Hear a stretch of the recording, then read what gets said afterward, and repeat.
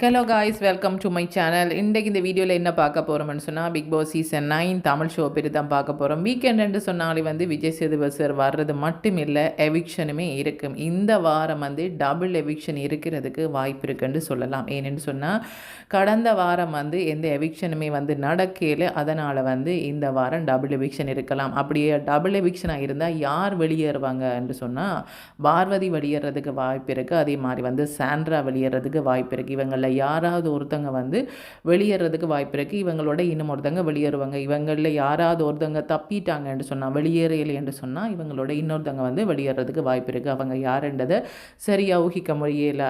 அவங்க சுபீட்சாவாக இருக்கலாம், அல்லது போனால் ரம்யா தலைவராகிட்டாங்க. அதனால் ரம்யா வெளியேற மாட்டாங்க. இல்லைன்னு சொன்னால், ரம்யா தலைவர் ஆகலைன்னு சொன்னால், ரம்யா வெளியேறதுக்கான வாய்ப்புகள் இருந்திருக்கும். அவங்க தலைவராகிட்டாங்க. ரம்யாண்ட தலைமை பொறுப்பு எப்படி இருந்தது என்று சொன்னால், சொல்கிறதுக்கு எதுவுமே இல்லைன்னு தான் சொல்லலாம். ஏன்னு சொன்னால், ரம்யாவே கொஞ்சம் பொறுமையாக மற்றவங்க சொல்கிறத கேட்க மாட்டாங்க. டக்குன்னு அவங்களுக்கு கோவம் வந்துடும்.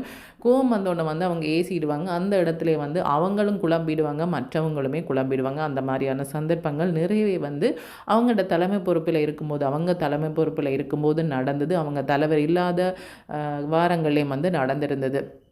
அப்படி இருக்கும்போது இந்த வாரத்தில் நிறைய பிரச்சனைகள் நடந்திருந்தது. என்னென்னு சொன்னால், யார் ஃபைனலில் 2 பேர் நிற்பாங்கன்னு சொன்னால் அவங்க யாராக இருப்பாங்க, வின்னர் யாராக இருப்பாங்கன்ற மாதிரியான கேள்விகள் கேட்கப்படும் போது அவங்க தங்களுடைய பேரை சொல்லாமல் மற்றவங்கன்ற பேரை சொல்லியிருந்தாங்க. இதில் வேறு வினோத்துக்கு என்னென்ன டைட்டிலை கொடுக்குறதுன்ற மாதிரி ஆதிரை சொல்லியிருந்தாங்க. ஆதிரைக்கு அந்த டைட்டில் கிடைக்க போகிறதில்லை. அவங்க வயல் கார்டு என்ட்ரியாக வந்திருக்கிறாங்க. இதுக்கு முன்னாடி பிக் பாஸ் வீட்டுக்குள்ளே வந்துட்டு திரும்ப போயிட்டு திரும்ப வந்திருக்கிறாங்க. கேட்டால் என்ன சொல்கிறாங்கன்னு சொன்னால், நான் திரும்ப இந்த பிக் பாஸ் வீட்டுக்குள்ளே வரும்போது வயல் கார்டு என்ட்ரியாக தான் வந்திருந்தேன். இருந்தாலுமே அந்த பிக் பாஸ் வீட்டுக்குள்ளே முதல் நாள் வரும்போது எப்படி நினைச்சு வந்தனோ அப்படித்தான் வந்திருக்கிறன்ற மாதிரி சொல்லியிருந்தாங்க. அவங்க சொல்கிறது அவங்களுக்கு நியாயமாக இருக்கலாம். ஆனால் முதல் நாளில் இருந்து இன்று வரைக்கும் அந்த பிக் பாஸ் வீட்டுக்குள்ளே இருந்து நிறைய பிரச்சனைகளை, நிறைய டாஸ்க்குகளை, நிறைய வேதனைகளை, நிறைய சந்தோஷங்களை அனுபவித்தவங்க நிறைய பேர் அங்கே இருக்கிறாங்க. அவங்களில் யாராவது ஒருத்தர் அங்கே டைட்டில் வின்னராக வந்தால் தான் அது சரியாக இருக்கும். அப்படி இருக்கும் பட்சத்தில்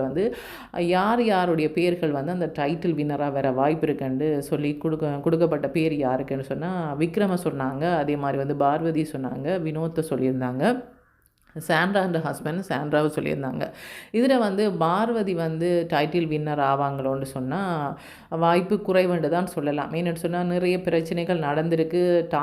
டாஸ்க் அடிப்படையிலையும் பார்ப்பாங்க. அவங்களோட பிஹேவியர் எப்படி இருந்ததுன்றதையும் பார்ப்பாங்க. முதல் நாள்லேருந்து கடைசி நாள் வரைக்கும் அவங்க எப்படி விளையாடி இருக்கிறாங்கன்றதை பார்ப்பாங்க. நிறைய விஷயங்களை அவங்க பார்த்து தான் அந்த டைட்டிலை கொடுப்பாங்க. சும்மா கடைசி நாள் வரையும் இருந்துட்டாங்க, எல்லாத்தையும் கண்டென்ட் க்ரியேட் பண்ணிட்டாங்கன்றதுக்காக அவங்க கொடுத்துட்டு போக மாட்டாங்க. விக்ரமை பொறுத்த வரைக்கும் இவ்வளவு நாள் மற்றவங்க ஏதோ ஒரு விதத்தில் ஏச்சு வாங்கியிருப்பாங்க விஜய் சேதுபதி சார்கிட்ட. ஆனால் விக்ரம் ஏச்சு வாங்காத ஒருத்தராக இருக்கிறாங்க. அது மட்டும் இல்லாமல் ஒரு சில இடங்களில் அவங்களுமே கோவப்பட்டிருக்கிறாங்க. இதுவரையும் அவங்க ஒரு கேப்டனாக வரையில. ஆனால் அவங்க ஆரம்பத்தில் விளையாடினதை விட பெஸ்ட்டாக தான் அவங்கள்ட விளையாட்டு இருக்குது. அவங்கள்ட பேரையுமே ஒரு டைட்டில் வின்னர்ன்னு சொல்கிற அளவுக்கு அவங்க மாற்றி இருக்கிறாங்கன்னு சொன்னால், ஏதோ ஒரு விதத்தில் தன்னுடைய திறமையை வெளிக்கொணர்ந்துருக்கிறாங்கன்னு தான் அர்த்தம். அது மட்டும் இல்லாமல் ஏன் உங்களோட பேரை சொல்லாமல் மற்றவங்கள்ட பேரை சொன்னீங்க? அப்போ உங்களோட நம்பிக்கை இல்லையா? நீங்கள் டைட்டில் வின்னர் ஆக மாட்டீங்களா? இந்த வாரமே அனுப்பினாலும் நீங்கள் போயிடுவீங்களான்ற மாதிரி கேட்குற மாதிரி தான் அவங்கள்ட செயற்பாடுகள் இருந்தது. இது மட்டும் இல்லாமல் இதில் இன்னமொரு காமெடி என்னென்னு சொன்னால், சாண்ட்ராவும் அவங்களோட ஹஸ்பண்ட் இருக்கிறாங்க தானே, அவங்க 2 பேரும் போட்டியாளர்களாக இருக்கிறாங்க. கடைசி வாரம் சொல்லியிருந்தாங்க, போன வாரம் சொல்லியிருந்தாங்க. சாண்ட்ராவோட ஹஸ்பண்ட் என்ன சொல்லியிருந்தாங்கன்னு சொன்னால், பிரச்சனை என்ன சொல்லியிருந்தாங்கன்னு சொன்னால், நான் அந்த விளையாட்டில் சாண்ட்ராவிலேருந்து விலத்தி இருக்க நினைக்கிறேன்ற மாதிரி சொன்னாங்க. அதுக்காகவே அவங்க ஒரு சின்ன சண்டை பிடிக்கிற மாதிரி, அதாவது வாய் தகராறு பண்ணுற மாதிரி பண்ணியிருந்தாங்க. சாண்ட்ரா தன்னுடைய ஹஸ்பண்டோட போய் வாய் தகராறு பண்ணுற மாதிரி பண்ணியிருந்தாங்க. அவங்க உண்மையிலேயே கருத்து முரண்பட்டிருந்தாலும் பார்க்குறவங்களுக்கு இவங்க சும்மா தான் இந்த மாதிரி பண்ணுறாங்க, யாராவது ஒருத்தங்க வெளியேறதுக்கு வாய்ப்பு இருக்குது, 2 பேருமே ஃபைனலுக்கு போகிறதுக்கு வாய்ப்பு இல்லை, அதனால் இந்த மாதிரி பிரச்சனை பண்ணுறாங்க போல இருக்குன்ற மாதிரி தான் தோணுது ஒழிய, அவங்க உண்மையாகவே பிரச்சனை பட்டிருந்தாலுமே அது பிரச்சனை மாதிரி தெரியலை. இன்னொரு விஷயம் வந்து 2 நெக்லஸ் வந்து கொடுத்துருந்தாங்க. 2 டீமாக பிரிச்சுட்டு அவங்கள்ட்ட கொடுத்துருந்தாங்க. இதை வந்து பாதுகாக்கணுமன்ற மாதிரி வந்து கொடுத்துருந்தாங்க. ஒரு டீம் அதை வந்து எடுத்துகிட்டு போனாங்க. இன்னொரு டீம் வந்து இல்லை அதை எடுத்தது பிள்ளைன்ற மாதிரி இந்த மாதிரி பிரச்சனைகள் வந்தது. கன்வர்ஷன் ரூமுக்கு போனாங்க, திரும்ப கொண்டு வச்சாங்க. இந்த மாதிரியான விஷயங்கள் எல்லாம் நடந்தது.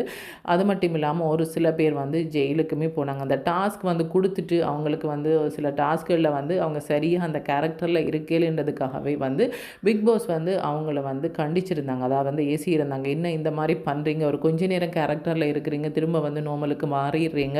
இந்த கேரக்டரில் இருந்து வெளியேறவங்களை, அதாவது வந்து கேரக்டரில் இல்லாமல் இருக்கிறவங்களே நீங்கள் இந்த போட்டியிலேருந்து வெளியேற்றணுன்ற மாதிரி வந்து சொல்லியிருந்தாங்க. அந்த விதத்தில் வந்து எஃப்ஜே வந்து வெளியேற்றப்பட்டிருந்தாங்க. அவங்க கேரக்டரில் இல்லைன்ற விதத்தில் வந்து வெளியேற்றப்பட்டிருந்தாங்க. இந்த மாதிரியான நிறைய விஷயங்கள் வந்து நடந்திருந்தது. இவ்வளவு விஷயங்களையும் கதைக்கிறதுக்கு டைம் இருக்குமா தெரியல. அது மட்டும் இல்லாமல் இன்னும் நிறைய விஷயங்கள் வந்து விஜய் சேதுபதி சார் வந்து கதைக்கிறதுக்காக வருவாங்க. அது மட்டும் இல்லாமல் டபுள் எவிக்ஷன் இருக்கிறதுக்கும் வாய்ப்பு இருக்குது. டபுள் எவிக்ஷன் இருந்தே ஆகும் கண்டிப்பாக. ஏன்னு சொன்னால் எவிக்ஷன் லாஸ்ட் வீக்கில் வந்து நடக்கலை. அதனால் வந்து கண்டிப்பாக இருக்கும். அப்படி பார்க்க போகும்போது வந்து இந்த மாதிரியான விஷயங்களையும் வந்து கண்டிப்பாக வந்து கேட்பாங்க. இது மட்டும் இல்லாமல் வந்து வியானா வந்து ஒரு குற்றச்சாட்டு வச்சுருந்தாங்கன்னு சொன்னால் இந்த மாதிரி விக்ரம் வந்து ஒரு காமெடி மாதிரி வந்து மற்றவங்களை வந்து ஹர்ட் பண்ணுறாங்கன்ற மாதிரி வந்து சொல்லியிருந்தாங்க. ஏதோ ஒரு விஷயத்துக்கு வந்து ஏதோ ஒரு ஸ்ட்ராட்டஜியை வந்து யூஸ் பண்ணி விக்ரம் அந்த இடத்துலேருந்து நகர்த்தலாம்ன்ற மாதிரி வந்து பார்வதி சொல்லியிருக்கிறாங்க. ஆனால் வந்து அவங்க வந்து பார்வதியோட பிரச்சனை பண்ணாமல், அதே மாதிரி வந்து ரம்யாவோட பிரச்சனை பண்ணாமல், அவங்க 2 பேரையும் கேள்வி கேட்காம விக்ரமோட ஏதோ பிரச்சனைப்பட்ட மாதிரி வந்து விஜய் சேதுபதி சார் சொல்கிறாங்க.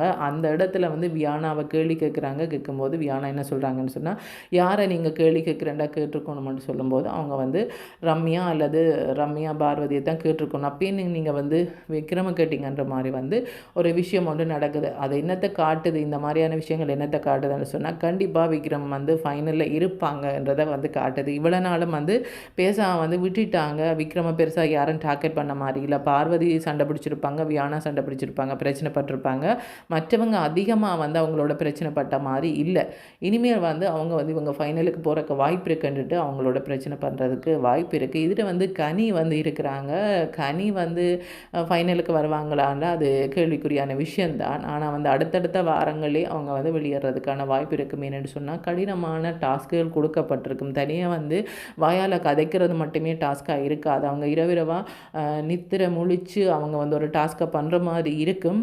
ஒவ்வொருத்தருக்கும் தனித்தனியாக டாஸ்க்குகள் கொடுக்கப்படும். இந்த டாஸ்க்கை அவங்க வின் பண்ணால் இவங்களுக்கு இவ்வளோ பாயிண்ட்ஸ்ன்ற மாதிரி வந்து கொடுக்கப்பட்டிருக்கும். அடுத்தடுத்த வாரங்களில் ஒவ்வொரு நாளுமே அது ஒரு கடுமையான டாஸ்க்குகளாக இருக்கும்.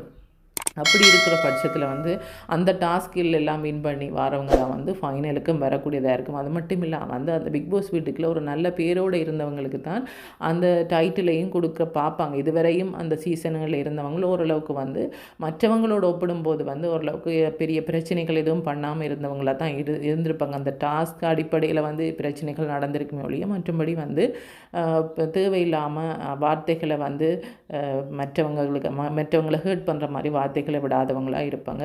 இந்த மாதிரி வந்து பிக் பாஸ் வீட்டுக்குள்ளே நடக்கிற நிறைய பிரச்சனைகளை வந்து விஜய் சேதுபதி சார் கேட்குறதுக்கு வாய்ப்பு இருக்குது. இன்றைய தினமும் சரி, நாளைய தினமும் சரி. இன்றைய தினம் டபுள் எவிக்ஷன் இருக்கிறதுக்கு அதிக வாய்ப்பு இருக்குமாக இருந்தால் இன்றைய தினம் வந்து யாராவது ஒருத்தவங்க வந்து வெளியேறுவாங்க. அவங்க யாருன்றதை கைஸ் வெயிட் பண்ணி தான் பார்க்கணும். ஓகே, தேங்க்யூ, பாய்.